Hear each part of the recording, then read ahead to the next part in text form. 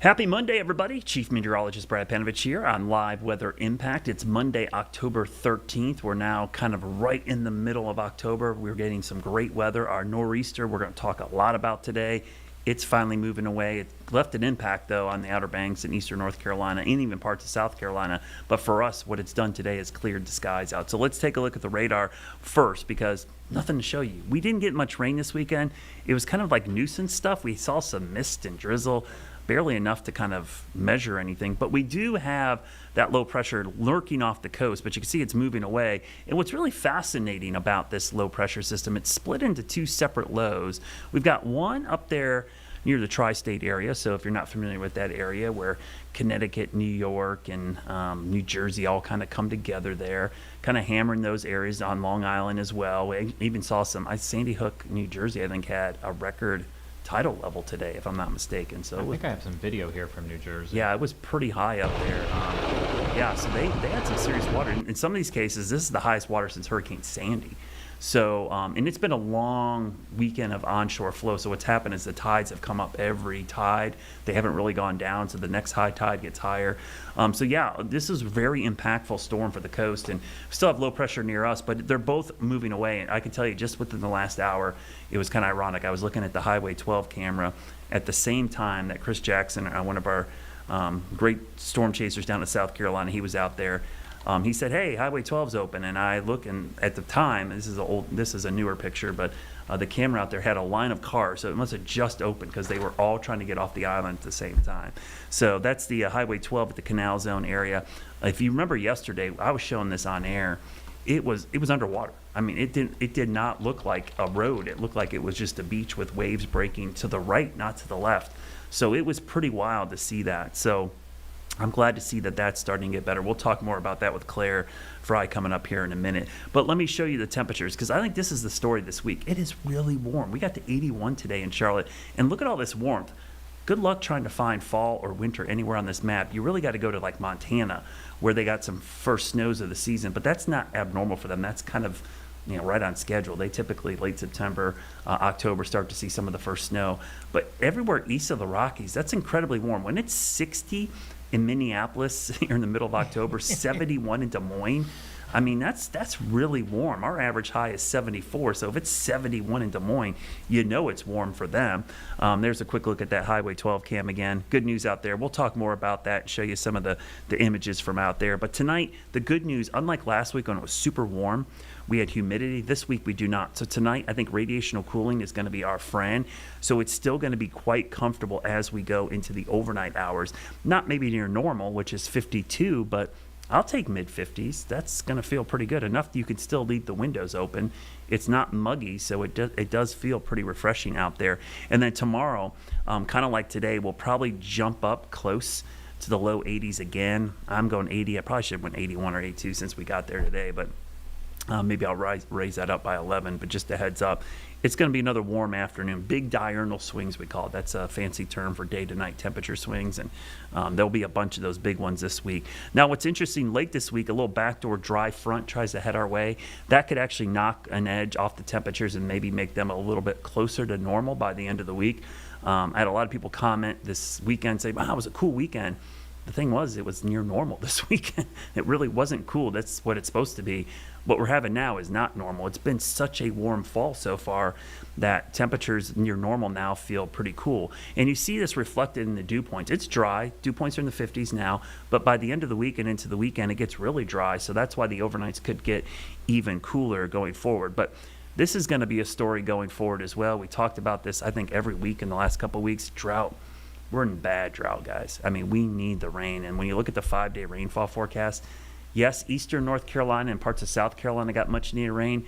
We got none. I mean, it was just enough to make it wet. It's a glorified dew is what it was. It was not really rainfall. So the next 5 days, zero rain in the forecast. So you could imagine the drought monitor runs Tuesday to Tuesday. That's when the data is collected. It comes out on Thursdays. I don't expect it to have any improvement. If anything, it'll probably get worse.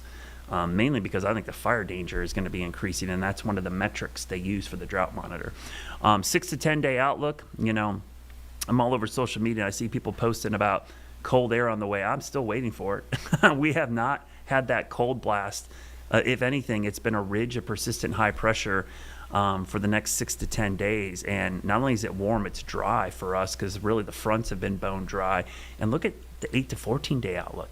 I mean, by this time, so this is going into the week before Halloween, we should be in the upper 60s. We should have lows in the 40s. We're going to probably be in the 70s to near 80 in some of these instances. So that is just not what you expect to see this time of year. Now, I mentioned the drought monitor. We got much near rain in eastern North Carolina. I'll quickly show you last week's drought monitor just to give you some perspective, because as it changes, you can see around the Charlotte area and southeast, it's in moderate drought. Abnormally dry for the mountains, and then really dry in eastern North Carolina, but that's where they got rain. So that area will see some improvement. What's going to happen, I think we're going to see a flip. Eastern part of the Carolinas will improve. Western part will see some negativity, probably in the opposite direction. Does not look like a great setup for us to get any rain. A quick update in the tropics too. I mentioned this yesterday. We were watching a tropical wave. We had Tropical Storm Lorenzo, formed this morning. No threat. Like most of the storms this season, I'm going to quickly show you the tracks this season because I think this is fascinating. I had someone ask me, when's the last time we haven't had a major hurricane hit the U.S.? And well, we probably don't have major hurricanes hit us that often, so it's not that abnormal, but this has definitely been a very weird steering current this year. Look at all the storms. I mean, we're up to the letter L, and only one of these has directly impacted the United States, and unfortunately it was us here in the Carolinas, Chantal, which is going to end up being the costliest system of the season for the United States. So certainly it's been active, just not for us here in the United States. Quick look at your Jerry Hunt Supercenter 7-day forecast. I mentioned how warm and dry it's going to be. Sunday's our hope, 40%. I wouldn't get too crazy about that. That's been trending down just like this past weekend was. Big weekend in the mountains, obviously fall color peaking. We're going to talk about that with Claire. Not only is it a big weekend in the mountains, but they've got a lot of festivals, fall color, and App State's homecoming this weekend. Here's the 10-day forecast. So this will give you an idea. Today's average is 74 and 52. By the time 10 day is over, the average high is 70 and 47. So it is going to be warm. Stick around. We're going to talk nor'easter and fall color coming up with Claire Fry from WFMY. Stick around.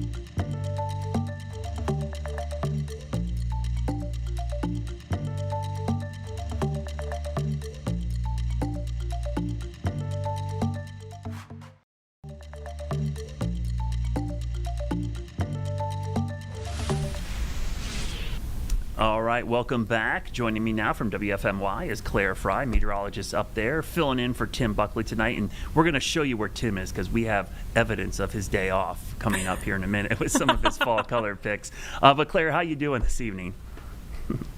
I'm good. I'm doing great. I'm a little jealous of Tim. He's enjoying that peak fall foliage up in the North Carolina mountains. I was talking about it in my local forecast. It's just the pictures are beautiful, and I know we'll get to it, but I am a little jealous. I can't lie. Yeah, he picked a good day to take off. Yeah. So I know. Did you work this weekend, Claire, when the nor'easter was hammering us? So I was off Saturday, but I was actually in just yesterday, and just along the coastline. I mean, just those winds too from this system. I know, and we talk about how it's not a tropical system, but I saw wind gusts exceeding 50 miles per hour. Wow. Just a big hit to our coastline. Yeah, we actually had a gust here in Charlotte to 35, but Concord had 41. So it was a really windy weekend. And obviously, we're always concerned about the coast and the damage out there. Highway 12 just opened within the last hour, so that's some good news. But you look at the impacts here as we look at some video. It hammered our coast, but then today you're seeing all the impacts up into the areas of the Northeast and Mid-Atlantic. Some record water levels in some of these locations. And then you go into New York. This is a live view in New York right now. It's obviously the sun is set there, but it's still hammering parts of the Northeast. And Claire, what I find is interesting when we look at the satellite and radar together, this was kind of a double-barreled low-pressure system. A little area split off over us, and one moved north, but now you got these two areas of low pressure. And it was that one to our area that really dumped heavy rain in parts of South Carolina. I think Georgetown had over 10 inches of rain, so we saw some flash flooding down there. It was a really interesting setup with the rainfall kind of maximized down there. Right, and I actually saw a flash flood warning over toward Columbus County in southeastern North Carolina as well. I know rain amounts just along the coast and even in Charleston exceeded like 2 to 3 inches, which may not seem like a lot, but that's over half of what a lot of places get per month. Especially for us here in Greensboro. I know for the month of October we get just under 4 inches. That's over half of what people typically get in a month, or even just right at about the total month's worth of rainfall, typically, just from this one system in the span of a day or two. So that's a lot of rain. And you could see it in the photos, the ponding alongside the roads. Remember, it doesn't take much to hydroplane at all, and this has obviously been an issue for the coastline over just the last couple of days. It's starting to clear up. Yeah, how much rain did you guys end up with? We barely had any. I think we had just maybe a trace amount here and there, maybe 1/10 of an inch in a few of our eastern counties. But actually, I thought we'd get a little bit more, not a ton, but we basically got no rain out of this system. Right, and I was because we were right on the edge, right? We're right on the western edge of this system, so we really could have been able to get in some of those heavier bands had the system moved a little bit more inland, up to around an inch or so. But we only saw up to around 1/10 of an inch, and I talked about this too in my local forecast. It might have felt yesterday that we got much more than that because it was just so misty and gray, and it was kind of that weather that you don't know whether to turn on the windshield wipers or leave it off because it's just that ew, gross mist. So it felt like we got much more, but we really didn't see much. We just kind of had that foggy mist weather kind of stick with us through the weekend. Yeah, I mean, that's pretty much, I like to call that intermittent wiper weather. Like you said, that setting on your wipers that, it only comes on every couple seconds or so, because that's really what that setting's for, because it's not enough to turn them on full time, but not enough to really do much. But it was kind of interesting to see all those impacts to our east. And I don't know about you, but I got a ton of questions. People are kind of fascinated by nor'easters. They always want to know what's the difference between a nor'easter and a tropical system. And we know as meteorologists, it's a pretty dramatic difference. But sometimes the impacts can be very similar. So our meteorologist, our weekend morning meteorologist, Becca Birdsall, did a great Weather IQ today talking about the difference between a nor'easter and a tropical system. And while the impacts could be similar, the meteorology of the two could not be further apart. Powerful coastal storms can pack a punch here in the Carolinas, bringing flooding, strong winds, and rough surf. But not all storms are created the same. Let's take a closer look at what separates a nor'easter from a tropical system. Both are low pressure systems, also called cyclones, that spin counterclockwise in the northern hemisphere and form over water. Both can bring very impactful weather like strong winds, heavy rain, flooding, and coastal erosion. But the differences come down to how they get their energy and where they form. Hurricane thrives on warm ocean water. That heat and humidity feed the storm's power. It's compact with the strongest winds wrapped tightly around the center, and it's most intense right near the surface. That warm core also means hurricanes hold more moisture, leading to heavier tropical downpours. A nor'easter, meanwhile, gets its name from the northeasterly winds that lash the east coast as it spins offshore. It forms usually within 100 miles off the coast, and it's powered by the clash of warm, moist air from the Atlantic and cold, dry air from the north. Nor'easters are usually larger than hurricanes, impacting a larger area at once. And instead of drawing energy from the ocean surface, they're strongest thousands of feet above the ground, where that temperature contrast helps fuel the storm. Even though a nor'easter and tropical system form differently, both bring similar impacts. From the Weather Impact Team, I'm meteorologist Becca Birdsall. Yeah, so Claire, we saw some of the impacts from a tropical system with the coastal erosion and flooding, but not the warm core that we typically see.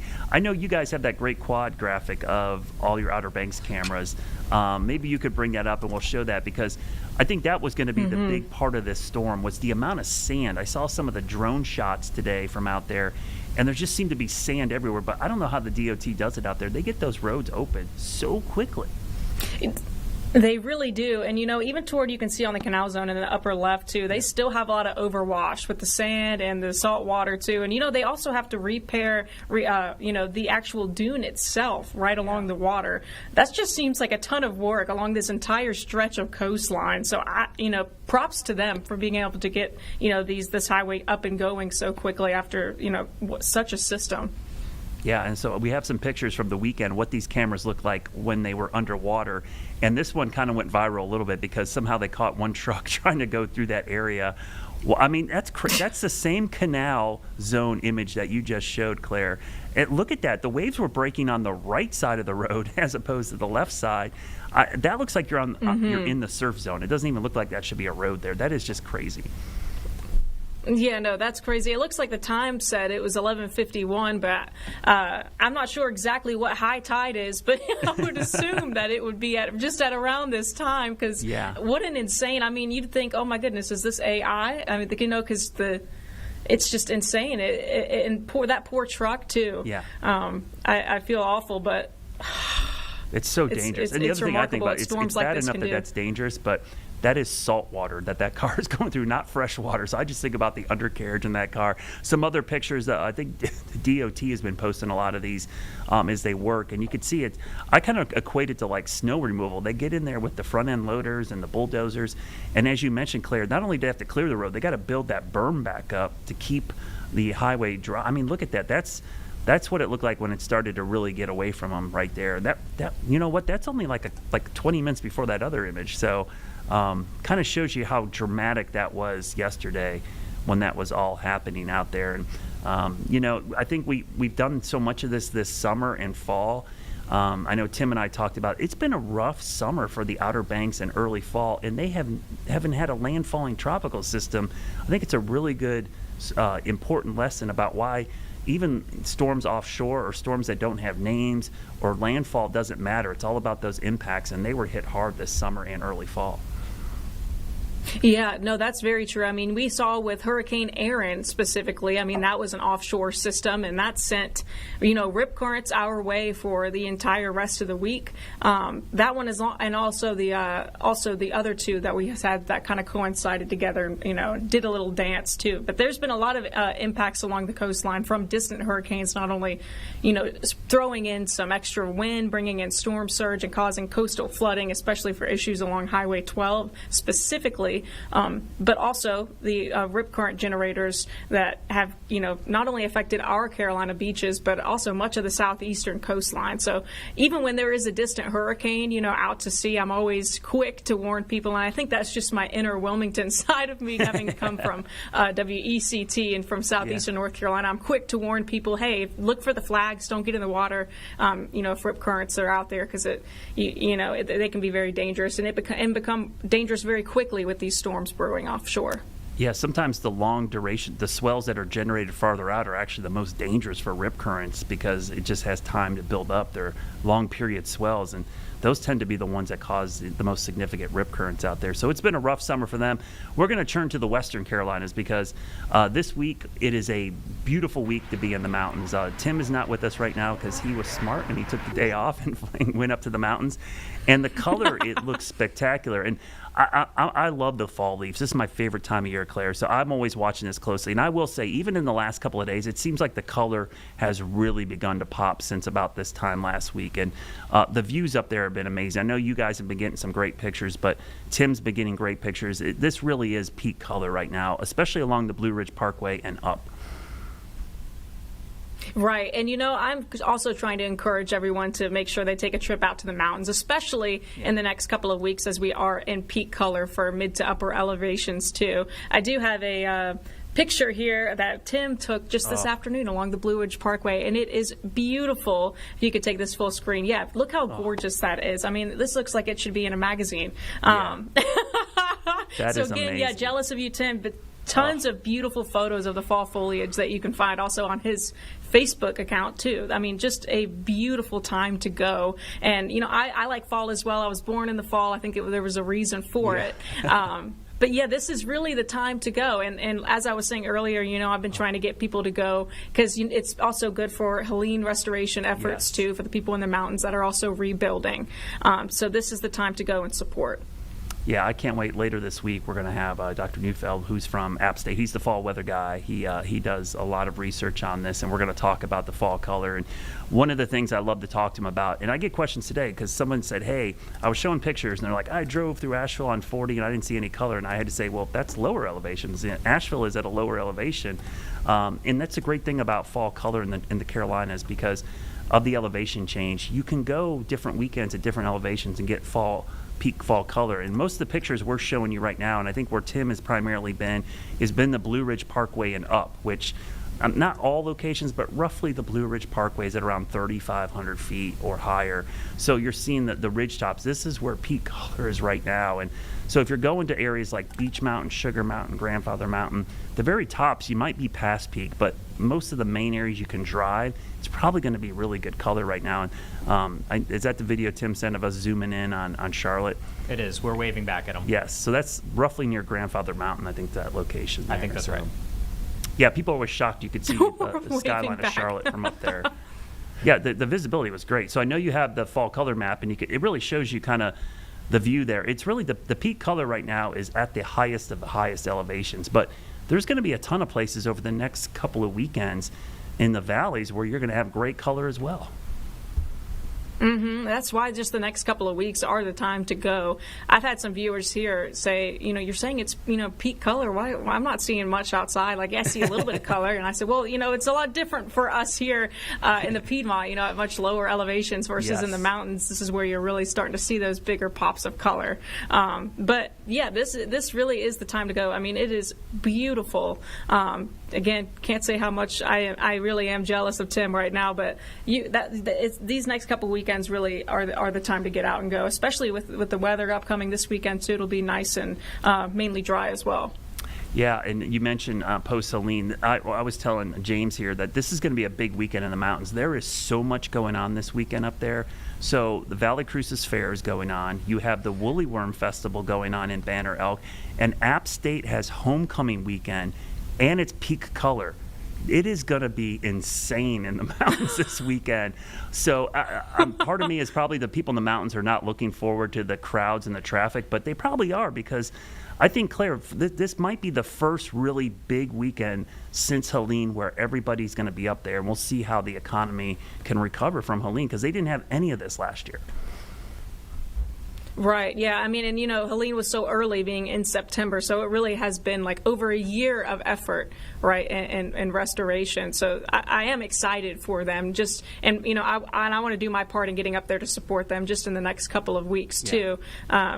It's going to be such a great weekend just to be outdoors and being able to enjoy that too, that you're seeing on your screen is just a beautiful sight and such a beautiful thing, not only for us here in North Carolina, but for visitors too. Yes.